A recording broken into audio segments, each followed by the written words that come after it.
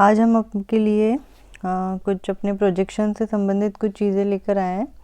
इन्हें आप देखिए। जैसे हम सबसे पहले इसमें बात करते हैं सिलेंड्रिकल इक्विडिस्ट्री प्रोजेक्शन की। सिलेंड्रिकल इक्विडिस्ट्री प्रोजेक्शन का अगर आपके पास में सवाल आता है तो अगर उसमें आपको आरएफ दी हुई है, इंटरवल दी हुई है, तो उसे किस तरह से सॉल्यूशन करना है ये आपको इस वीडियो में अच्छे से दिखाई दे रहा है। इस प्रकार से हम उसका सॉल्यूशन करेंगे। उसके बाद में हम देखें आगे तो सिलेंड्रिकल इक्विडिस्टेंट प्रोजेक्शन किस प्रकार से बनाया जाता है। तो आपको एक ये प्रोजेक्शन दिखाई दे रहा है, इसके अंदर ये सिलेंड्रिकल इक्विडिस्टेंट प्रोजेक्शन है जिसको हम हिंदी में बेलनाकार समदूरी प्रक्षेप कहते हैं। बेलनाकार समदूरी प्रक्षेप इस प्रकार से बनाया जाता है कुछ, और इसमें अगर इसका इनलार्जमेंट दिखाना है, जैसे हमें इसमें अफ्रीका महाद्वीप को इनलार्जमेंट दिखाना है, तो आप इसमें दिखाई दे रहा है आपको ये इस प्रकार से, यहाँ पर ये अफ्रीका महाद्वीप है। इस अफ्रीका महाद्वीप को किस प्रकार से ये आगे इसमें इनलार्ज किया गया है, तो ये आपको इसमें अच्छे से दिखाई दे रहा है। ये हमारा है बेलनाकार समदूरी प्रक्षेप जिसको हम कहेंगे सिलेंड्रिकल इक्विडिस्ट्री प्रोजेक्शन। अब अगला हम इसमें देखते हैं, अगला हमारा प्रोजेक्शन है। जैसे कि हम अगला प्रोजेक्शन की हम बात करें तो ये है cylindrical equal area projection. Cylindrical equal area projection मतलब बेलनाकार समक्षेत्रफल प्रक्षेप। बेलनाकार समक्षेत्रफल प्रक्षेप की हम सॉल्यूशन देखें तो इस प्रकार से कुछ इसका सॉल्यूशन दे रखा है। अगर आपको जैसे इसमें आरएफ दी है, इंटरवल दी है, तो उसको आगे किस प्रकार से इसको सॉल्यूशन करना है, इस प्रकार से आप इसका सॉल्यूशन कर सकते हैं। उसके बाद में इसका सॉल्यूशन करने के बाद हमें बेलनाकार समक्षेत्रफल प्रक्षेप कैसे बनाना है, तो ये बेलनाकार समक्षेत्रफल प्रक्षेप का एक आपको प्रक्षेप दिखाई दे रहा है जिसे हम हिंदी में कहेंगे बेलनाकार समक्षेत्रफल प्रक्षेप और इंग्लिश में सिलेंड्रिकल इक्वल एरिया प्रोजेक्शन। अब इसी प्रकार से सिलेंड्रिकल इक्वल एरिया प्रोजेक्शन का भी इनलार्जमेंट इसमें इंडोनेशिया और मलेशिया द्वीप समूह मतलब दक्षिणी पूर्वी एशियाई देश आपको दिखाई दे रहे हैं। दक्षिणी पूर्वी एशियाई देशों का इसमें इनलार्जमेंट दिखा रखा है जो कुछ इस प्रकार से है। अगला हम इसमें प्रोजेक्शन देखते हैं अपना जो है गॉल्स प्रोजेक्शन। गॉल्स प्रोजेक्शन का ये सॉल्यूशन दे रखा है जो आप इसमें अच्छे से देख सकते हैं। ये गॉल्स प्रोजेक्शन का सॉल्यूशन है और गॉल्स प्रोजेक्शन कुछ इस प्रकार से बनता है जिसमें हमें इसमें आपको दिखाई दे रहा है ये गॉल्स प्रोजेक्शन है। गॉल्स प्रोजेक्शन के बाद में अगला हमारा जो प्रोजेक्शन है वो है मर्केटर प्रोजेक्शन। मर्केटर प्रोजेक्शन का सॉल्यूशन इस प्रकार से इसमें दे रखा है।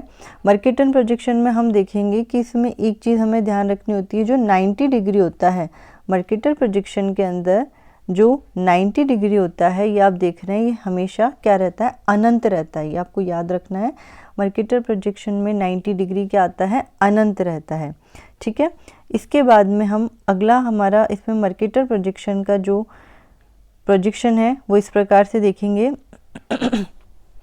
मर्केटर प्रोजेक्शन में इस प्रकार से कुछ प्रोजेक्शन बनता है जिसमें आपको अच्छे से दिखाई दे रहा है कि यहाँ पर 75 डिग्री उत्तर और यहाँ पर 75 डिग्री दक्षिण दिखाई दे रहा है। मतलब कि लास्ट जो है आपका वो 75 डिग्री नॉर्थ और 75 डिग्री साउथ पे ख़त्म हो रहा है। इसमें आपको कहीं भी 90 डिग्री नहीं दिखाई दे रहा है। इसका मतलब कि जो हमारा मर्केटर प्रोजेक्शन होता है, इस मर्केटर प्रोजेक्शन के अंदर 90 डिग्री वाला जो आपका अक्षांश है वो नहीं बनाया जाता है। तो ये हमें याद रखना है मर्केटर प्रोजेक्शन का कि मर्केटर प्रोजेक्शन में उत्तरी और दक्षिणी ध्रुवों को प्रदर्शित नहीं किया जाता है।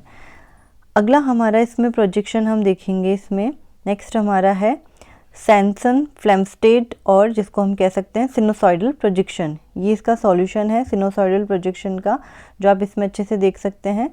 सिनुसॉइडल प्रोजेक्शन को इस प्रकार से सॉल्व किया जाता है, ये इनके मैथमेटिकल सॉल्यूशंस हैं। ये मैथमेटिकल सॉल्यूशंस के बाद में आगे हम इसको किस प्रकार से बनाएंगे, तो ये आपको इसमें कुछ दिखाई दे रहा है जो है सिनुसॉइडल प्रोजेक्शन। ठीक है, इस प्रकार से हमारा सिनुसॉइडल प्रोजेक्शंस बनता है। इसके बाद में हम इसमें अगले प्रोजेक्शन पे चलते हैं जो है हमारा आगे simple conical projection with one standard parallel. It means कि आपका एक मानक अक्षांश शंकु प्रक्षेप, एक मानक अक्षांश शंकु प्रक्षेप जिसमें आपकी RF दी हुई है, इंटरवल दिया हुआ है और आपका एक्सटेंशन दिया हुआ है। मतलब आपका प्रदर्शक भिन्न दे रखा है इसके अंदर, आपके क्वेश्चन के अंदर। इसके अलावा आपका अंतराल दे रखा है आपके क्वेश्चन में, और इसके अलावा इस क्वेश्चन के अंदर आपको आपका विस्तार दे रखा है। इस प्रकार से ये आपके क्वेश्चन में दिया हुआ होगा आपके। उसके बाद में आप इसके अंदर इसे कुछ इस प्रकार से सॉल्व करेंगे, सिंपल कॉनिकल प्रोजेक्शन जिसका नाम है एक मानक अक्षांश आपका शंकु प्रक्षेप। इसको हम कुछ इस प्रकार से बनाते हैं। ये आपका इसमें सिंपल कॉनिकल प्रोजेक्शन है, जो एक नॉर्थ का प्रोजेक्शन है, दूसरा साउथ का प्रोजेक्शन है। जिसमें हमने नॉर्थ प्रोजेक्शन में, नॉर्थ जो सिंपल कॉनिकल प्रोजेक्शन है इसके अंदर हमने उत्तरी अमेरिका को शो किया है, और यहाँ पे जो साउथ वाला प्रोजेक्शन है इसमें हमने दक्षिणी अमेरिका को शो किया है। तो आप इसमें अच्छे से देख सकते हैं, ये सिंपल कॉनिकल प्रोजेक्शन है with one standard parallel for north America and south America. कुछ इस प्रकार से ये आपका कॉनिकल प्रोजेक्शन है। नेक्स्ट अगला जो हम इसमें देखेंगे अपना, वो है आपका अगला conical projection with to standard parallel. It means दो मानक अक्षांश के साथ में आपका शंकु प्रक्षेप। दो मानक अक्षांश मतलब इसमें आपके जो मानक अक्षांश है वो दो दिए हुए होते हैं। जैसे एक मानक अक्षांश में एक ही मानक अक्षांश दिया हुआ होगा आपका, जैसे 45 डिग्री है, 40 डिग्री है। लेकिन आपका जो टू स्टैंडर्ड पैरेलल है इसके अंदर आपके दो मानक अक्षांश दिए हुए होंगे आपके क्वेश्चन में, जैसे कि इसमें दे रखे हैं 40 डिग्री और 60 डिग्री। तो इस प्रकार से हमारा conical projection with two standard parallel मतलब दो मानक अक्षांश शंकु प्रक्षेप कुछ इस प्रकार से बनेगा। आप इसमें देख सकते हैं, इसके अंदर आपकी दो स्टैंडर्ड पैरेलल दिखा रखी है, एक 40 डिग्री और दूसरी है 60 डिग्री। तो इस प्रकार से हमारा conical projection with two standard parallel बनता है। नेक्स्ट अगला जो हमारा प्रोजेक्शन है वो इसमें आप देखेंगे बोन्स प्रोजेक्शन। बोन्स प्रोजेक्शन का ये इस प्रकार से कुछ सॉल्यूशन है जो आप इसमें बहुत अच्छे से देख सकते हैं। ये बोन प्रोजेक्शन का सॉल्यूशन है जिसमें आपकी RF इंटरवल एक्सटेंशन दे रखा है, और इसके सॉल्यूशन के बाद में हम कुछ इस प्रकार से बोन प्रोजेक्शन को बनाते हैं, जिसमें आप इससे देख सकते हैं कि एक तरफ साउथ अफ्रीका और ऑस्ट्रेलिया को दिखाया गया और दूसरी तरफ एशिया के बोन प्रोजेक्शन को दिखाया है। मतलब एक तरफ जहाँ पर आपका, यहाँ पर आप इसमें देखेंगे साउथ पोल है और एक तरफ इसमें नॉर्थ पोल है। ये साउथ पोल है और ये इसमें नॉर्थ पोल है। तो नॉर्थ पोल में आप इसमें देख रहे हैं एशिया को दिखा रखा है, और साउथ पोल में आप इसमें देखेंगे साउथ अफ्रीका, इट मीन दक्षिणी अफ्रीका और ऑस्ट्रेलिया दिखा रखा है। तो आप इसमें बोन प्रोजेक्शन को कुछ इस प्रकार से बनाएंगे। इसके बाद में हम अगला बोन प्रोजेक्शन के बाद में अपना अगला देखते हैं पॉलीकॉनिक प्रोजेक्शन। पॉलीकॉनिक प्रोजेक्शन का आपको इसमें बहुत अच्छे से सॉल्यूशन दे रखा है। इस सॉल्यूशन को आप देखेंगे तो ये पॉलीकॉनिक प्रोजेक्शन का सॉल्यूशन है। पॉलीकॉनिक प्रोजेक्शन के इस प्रकार से इसको सॉल्व करने के बाद हम आगे पॉलीकॉनिक प्रोजेक्शन को बनाएंगे, और इसमें इस प्रकार से कुछ पॉलीकॉनिक प्रोजेक्शन बनता है जिससे हम कहते हैं बहुशंकु प्रक्षेप। बहुशंकु प्रक्षेप इसमें आप देख सकते हैं एक तरफ यूरोप के लिए बहुशंकु प्रक्षेप है और दूसरी तरफ आपके केप टाउन जो साउथ अफ्रीका के अंदर आता है। केप टाउन एक जगह है जो साउथ अफ्रीका में आती है, तो उस केप टाउन को इसमें शो कर रखा है। तो दो प्रकार से इसमें पॉलीकॉनिक प्रोजेक्शन बना रखे हैं बहुशंकु प्रक्षेप, एक नॉर्थ पोल और दूसरा साउथ पोल। इसके बाद में अगला हमारा है पोलर जेनिथल इक्विडिस्टेंट प्रोजेक्शन, जिसको हम कह सकते हैं ध्रुवीय खमध्य समदूरी प्रक्षेप। ठीक है, मतलब ये आपके खमध्य प्रक्षेप हैं, ध्रुवीय और वो भी समदूरी के। तो इस प्रकार से इसका सॉल्यूशन होगा, जैसा कि आपको इसमें दिखा रहा है। इस प्रकार से आप इसको सॉल्यूशन करने के बाद में हम जो खमध्य प्रक्षेप बनाते हैं, पोलर जेनिथल इक्विडिस्टेंट प्रोजेक्शन बनाते हैं, वो कुछ इस प्रकार से बनेगा। आप इसमें देख सकते हैं इसके अंदर प्रत्येक अक्षांश रेखाओं के जो बीच की दूरी है वो बिल्कुल बराबर दिखाई दे रही है। मतलब प्रत्येक अक्षांश रेखाओं के बीच की दूरी क्या है, बिल्कुल समान है। इसी दूरी के समान होने के कारण ही इस प्रोजेक्शन का नाम है पोलर जेनिथल इक्विडिस्टेंट प्रोजेक्शन।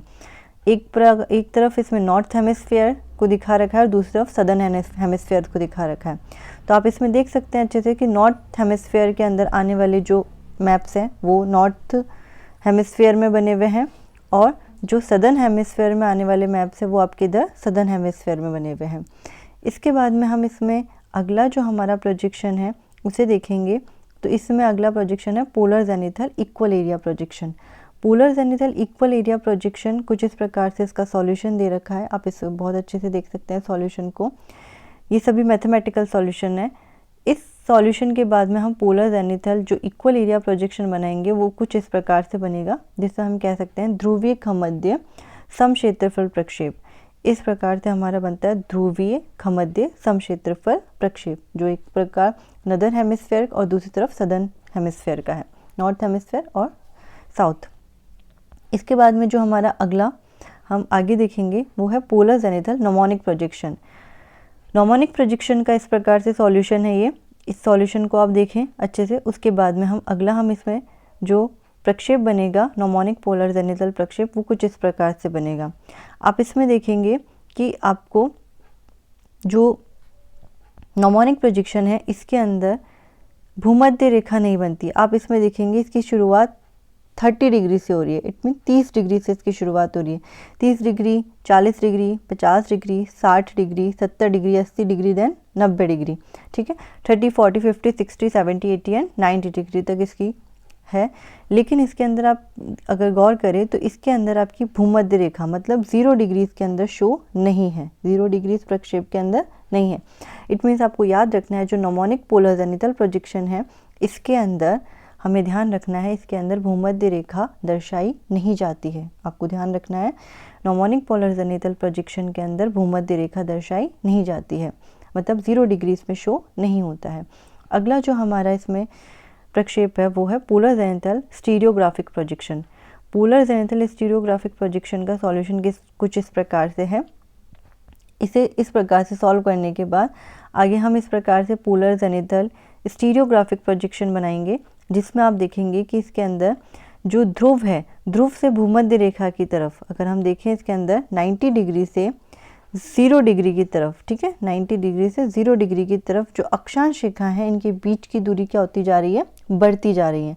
आप इसमें देखेंगे कि 90 डिग्री 80 डिग्री के बीच की दूरी, उसके बाद में 80 डिग्री 70 डिग्री के बीच की दूरी, मतलब धीरे धीरे जो इसकी दूरी है वो ध्रुव से भूमध्य रेखा की तरफ क्या होती जा रही है, बढ़ती जा रही है इस प्रोजेक्शन के अंदर। तो आप इसे अच्छे से देख सकते हैं, ये है आपका स्टीरियोग्राफी पोलर जेनिथल प्रोजेक्शन। नेक्स्ट हम इस प्रकार से जो हमारा अगला प्रोजेक्शन है वो लेते हैं polar zenithal orthographic projection. Polar zenithal orthographic projection का सॉल्यूशन कुछ इस प्रकार से आप इसमें देख सकते हैं। इस सॉल्यूशन को देखने के बाद में हम इस प्रोजेक्शन को आगे देखेंगे। ऑर्थोग्राफिक पोलर जेनिथल प्रोजेक्शन बिल्कुल स्टीरियोग्राफिक पोलर जेनिथल प्रोजेक्शन के अपोजिट बना है। आप इसमें देखेंगे तो इसमें ध्रुव से जो भूमध्य रेखा की तरफ है, ध्रुव से भूमध्य रेखा की तरफ जो अक्षांश रेखाओं के बीच की दूरी है वो क्या होती जा रही है, कम होती जा रही है, जबकि स्टीरियोग्राफी में इसका उल्टा था, ठीक है। तो हमें याद रखना है स्टीरियोग्राफी में ध्रुव से भूमध्य रेखा की तरफ अक्षांश रेखाओं के बीच की दूरी बढ़ती है, जबकि ऑर्थोग्राफिक प्रोजेक्शन में ध्रुव से भूमध्य रेखा की ओर अक्षांश रेखाओं के बीच की दूरी कम होती जाती है। आप इसमें अच्छे से देख सकते हैं इस प्रोजेक्शन को ऑर्थोग्राफिक पोलर जेनिथल प्रोजेक्शन लंब कोणीय, जिसे हम कह सकते हैं लंब कोणीय ध्रुवीय खमध्य प्रक्षेप। नेक्स्ट अगला जो हमारा इसमें प्रक्षेप है आगे जो हमारा है इसमें वो आपका नेक्स्ट आइसोक्रोनिक चार्ट है। इसमें हम देखेंगे ये आइसोक्रोनिक चार्ट है जो कि बस एक्सेसिबिलिटी को दिखाता है। इस आइसोक्रोनिक चार्ट को हम अपने अगली वीडियो में आपके पास में जल्द ही लेके आते हैं। जब तक कि आप इसमें सभी प्रोजेक्शंस को बहुत अच्छे से देखें, आप आज तक की वीडियो में इन सारे प्रोजेक्शंस को बहुत अच्छे से देखें और समझें।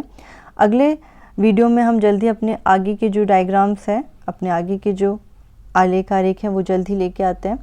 जल्दी मिलते हैं आपसे। Thank you so much and good luck to all.